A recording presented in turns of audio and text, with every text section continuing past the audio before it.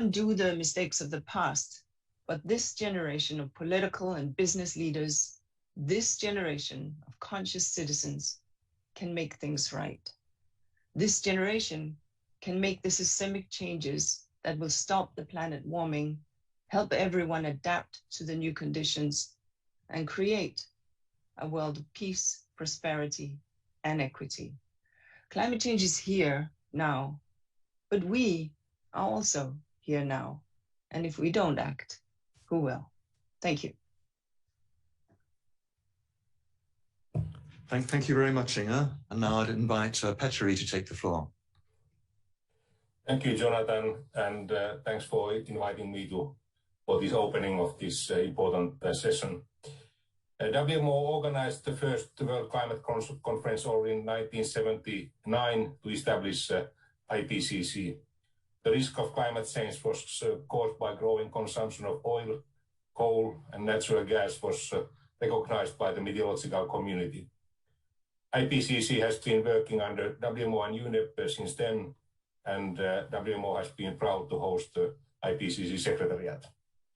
Now we are publishing the physical science part of the sixth assessment report, which is summarizing the results published in peer-reviewed scientific literature during the last 8 years. I would like to thank hundreds of authors and reviewers of this massive report, and especially I would like to thank Valerie Masson-Delmotte and Panmal Chai, who have been leading the work and have devoted several years of their career for IPCC. You will soon hear the main findings of this report. The key messages are still the same as in the first IPCC report, which was published already in 1988. Namely, climate change is already detected by using several measured physical parameters. Secondly, the human-induced emissions of greenhouse gases, especially carbon dioxide, will pose a threat for human well-being and for the biosphere. And thirdly, reduction of the emissions of greenhouse gases would be needed and recommended to minimize the risks of future climate change. The report published today echoes the same messages with much higher urgency.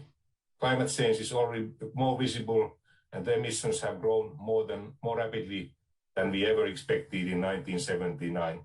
I had a chance to follow this also personally as a scientist since the 80s, and professor and also chair of the National IPCC Committee and National Delegate. Natural variability has always been causing weather extremes and will do so also in the future. We just closed the Tokyo Olympic Games yesterday. By using sports terms, one could say that the atmosphere has been exposed to doping, which means that we have begun observing climate extremes more often than before.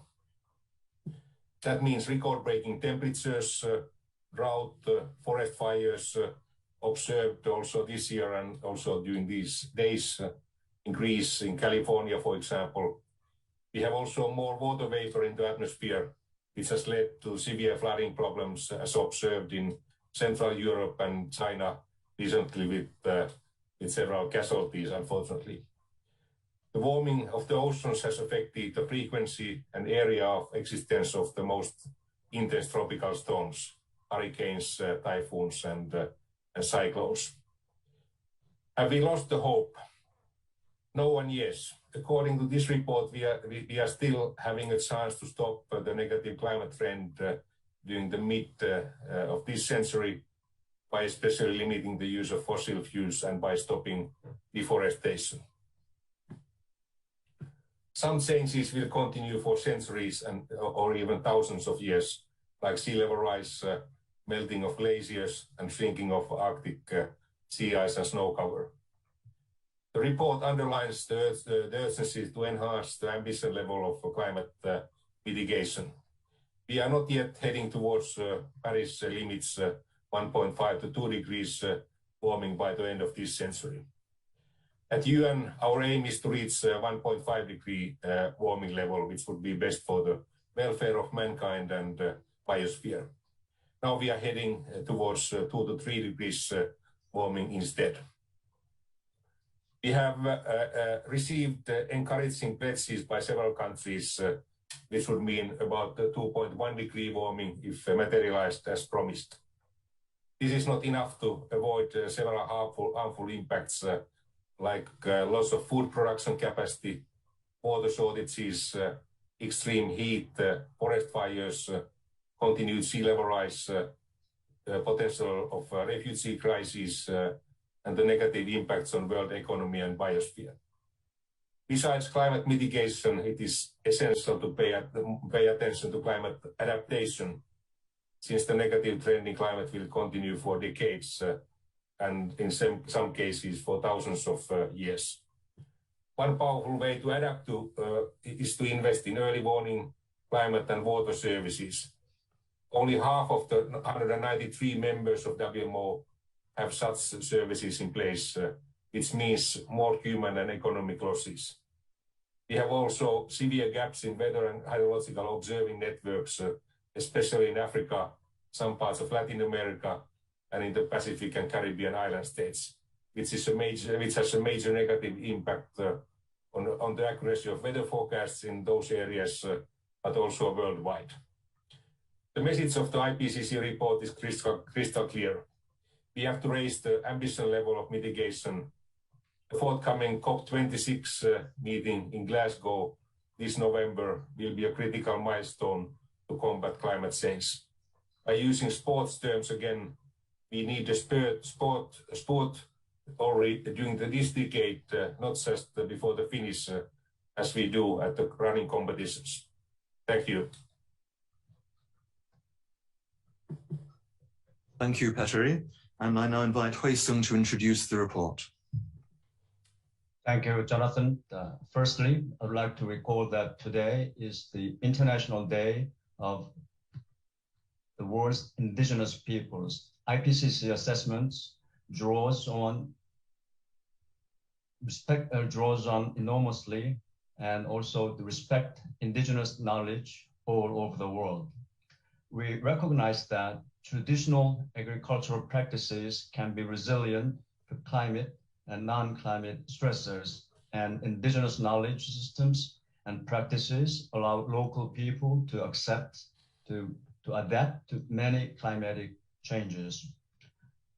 I would also like to inform you that this report is dedicated to the memory of Sir John Houghton, one of the key figures in the creation of the IPCC in 1988, who served as chair and co-chair of Working Group 1 and who died in April last year. And the Interactive Atlas, one of the innovative aspects of this report, is dedicated to the memory of Gemma Teresa Narisma, one of its coordinating lead authors, who sadly passed away in March this year. The report that we are presenting today is the result of an unprecedented effort by the IPCC community. On top of the intense efforts required for any IPCC report, we have faced the challenge of completing the assessment in a pandemic, which obliged us to shoulder not only extra work, but develop new ways of working to get the job done. This was an unprecedented effort, but we finished on time with greater participation than usual and have delivered strong, clear scientific assessment of climate change. Many thanks to the authors who took on this responsibility to deliver the report, and to the Working Group 1 Bureau, Technical Support Unit, and the IPCC Secretariat who made this possible. Let me also thank the government of France and China for their generous support of the TSU and of Spain for its support of the Interactive Atlas. And thanks to our member governments who provided us with the necessary guidance so that we could hold a virtual approval session and then participated in the meeting in a spirit of cooperation and collegiality to approve the report. IPCC reports are for policymakers and it is particularly rewarding to see the wealth of policy-relevant information in this report. For instance, the regional focus and regional data that will support policymakers in their decisions. This focus on regional information with new chapters and the interactive atlas is one of the many innovative aspects of the report. Others include dedicated chapters on human influence on climate and on the interaction of a changing climate with extreme weather events. This report will serve as a timely new evidence base for negotiators at the COP26 negotiations starting in less than 3 months. It will be a valuable toolbox for negotiators as they consider the level of ambition at COP26 and together with the rest of the sixth assessment report as they prepare for the global stocktake. This report, Climate Change 2021, the physical science basis, expands our knowledge of attribution of climate change, including the human contribution to extreme weather events. And it provides us with an improved understanding of climate change, including warming, past, present, and future. First, it tells us that it is indisputable that human activities are causing climate change and making extreme weather events more frequent and severe. Second, it shows that climate change is affecting every region on our planet. And lastly, it explains that strong, rapid, sustained reductions in carbon dioxide and other greenhouse gas emissions would be required to limit global warming. My colleagues Valerie and Pan-Mao will now give you a more detailed account. I hand back to Jonathan. Thank you very much, Hoesung. And I now invite Valerie and Pan-Mao to present the new report. Please bear with us for a few seconds while we switch the presentation.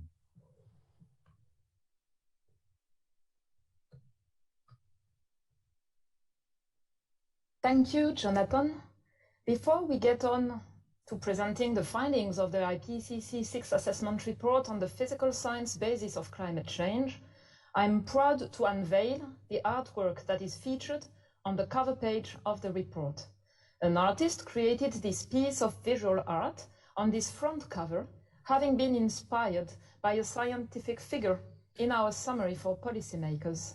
This global view highlights one of the most important messages from this report, that climate change is already affecting every region on our planet, and every fraction of additional warming will increasingly affect every region in multiple ways.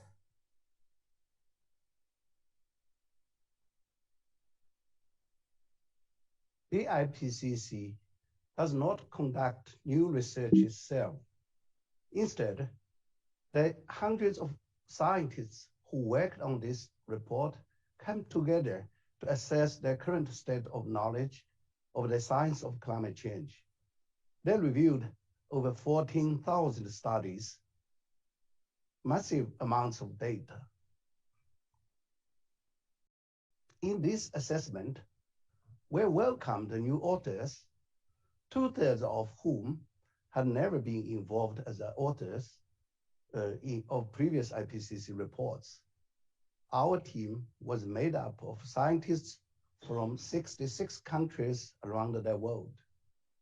In the review process, 3 phases of review by governments and experts, we took on board over 78,000 comments from experts and the governments. All review comments are addressed by the authors. And because of the pandemic, these meetings moved online, and we had to invent an entirely new way of working, which ended up in this unprecedented online approval process over the last 2 weeks. People said we couldn't do it, but we did. Since the last assessment report in 2013, there have been important advances in climate science worldwide. During these years, climate scientists filled in gaps in observations of past climates. They improved climate models and developed new ways to combine many types of evidence. As a result, today, we have the clearest picture of how the Earth's climate functions and how human activities affect it. We know better than ever how the climate has changed in the past, how it is changing now, and how it will change in the future. Of course, we have known for decades that the world is warming, but the recent changes we have seen in the climate are now widespread, rapid, and intensifying. Some of the changes we see today are unprecedented in thousands of years or never seen before. The recent rate of warming is unprecedented in at least 2,000 years. To measure how the climate is changing, we looked at a key indicator, the average temperature of the Earth's surface over a period of at least a decade compared to the average in the late 1800s. If we took at the last 10 years, the average surface temperature was 1.1 degrees Celsius warmer. In fact, each of the last 4 decades has successfully been the warmest since the late 1800s. Temperature is not only aspect that is being altered. Levels of heat-trapping gases in the atmosphere continue to increase fast. Current CO2 concentrations are the highest they've been for at least 2 million years. Over the past 100 years, sea level has risen at faster rates than it ever did in at least 3,000 years. Some Arctic sea ice area is at its lowest in at least 1,000 years. And the retreat of glaciers on global scale since 1950 is unprecedented in at least 2,000 years. The warming we have already experienced has far-reaching consequences. Climate change is contributing to increase in extreme heat, heavy precipitation event, and the drought. Since 1950s, hot extremes, including heat waves over land and the marine heat wave, have become more frequent and more intense. Heavy precipitation events have become more frequent and more intense. And we see increasing drought in some regions.